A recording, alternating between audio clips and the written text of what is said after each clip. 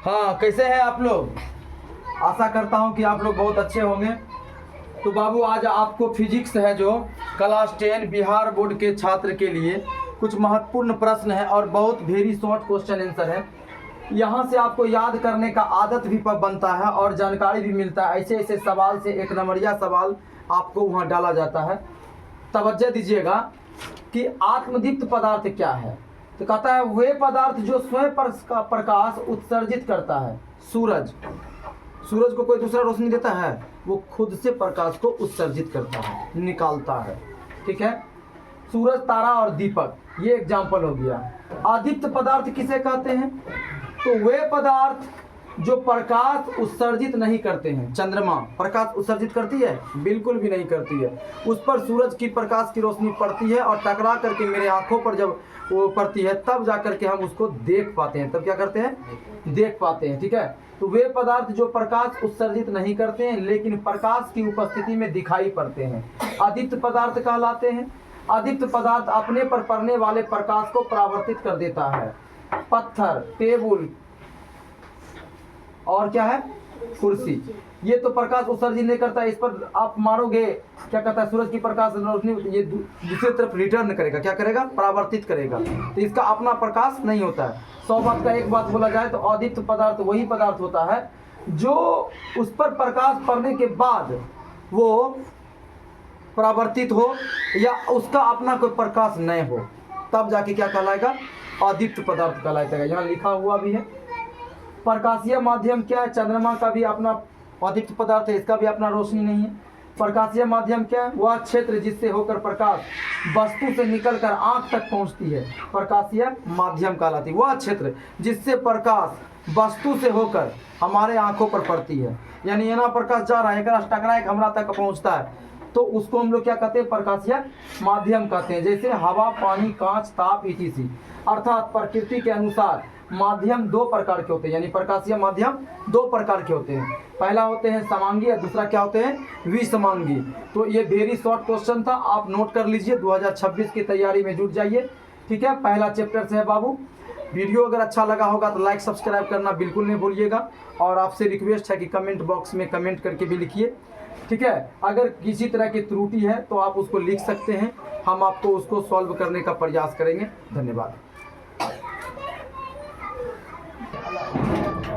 हाँ, देखिएगा अगला सवाल है, पारदर्शी पदार्थ किसे कहते हैं?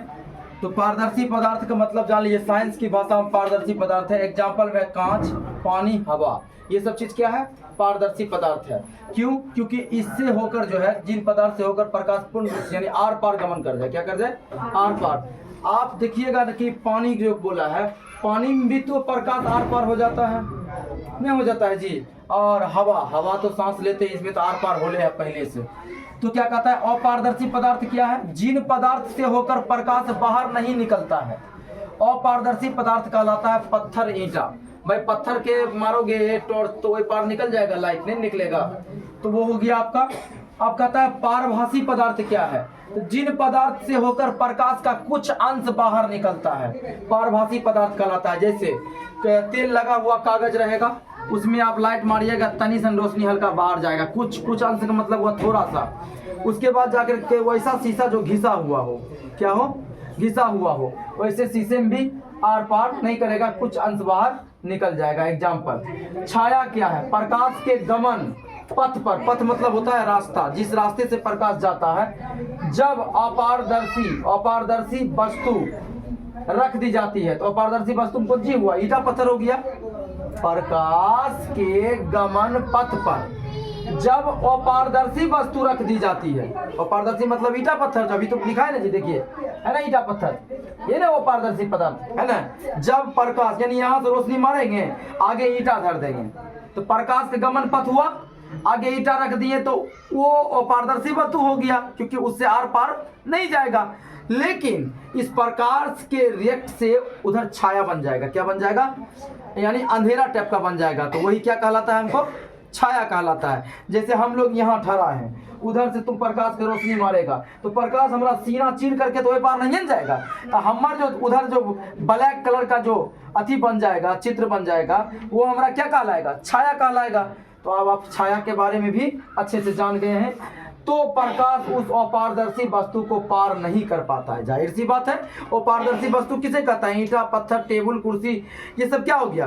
अपारदर्शी वस्तु हो गया। क्यों? क्योंकि इससे रोशनी आर पार नहीं हो सकता है। जब नहीं होगा तो उसका क्या बन जाएगा? वहां पर एक अंधेरा क्षेत्र बन जाएगा, अंधेरा क्षेत्र बन जाएगा। देखिए हम यहाँ ठहरा है ना जी। अब देखिए मेरा छाया बना हुआ है, तो मेरा शरीर का बनावट का जो छाया बना हुआ है आगे की ओर, वो क्या है? उतना दूर क्षेत्र में क्या है? काला है, अंधेरा है, और वही मेरा क्या है? छाया है। तो इसको आप नोट कर लीजिएगा। अच्छा लगा होगा बाबू तो वीडियो को लाइक सब्सक्राइब करना ना भूलिएगा, ठीक है। और कमेंट बॉक्स में जो है सो आप अपनी राय भी लिखें कि किस तरह से बताया जा रहा है। अगर कोई त्रुटि वगैरह हो जाएगी तो उसको भी आप लिख डालें, उस पर ध्यान दिया जाएगा और उसको और अच्छे से बताया जाएगा। ऐसे तो कहीं लग ही नहीं रहा है, ठीक है। धन्यवाद, जय हिंद।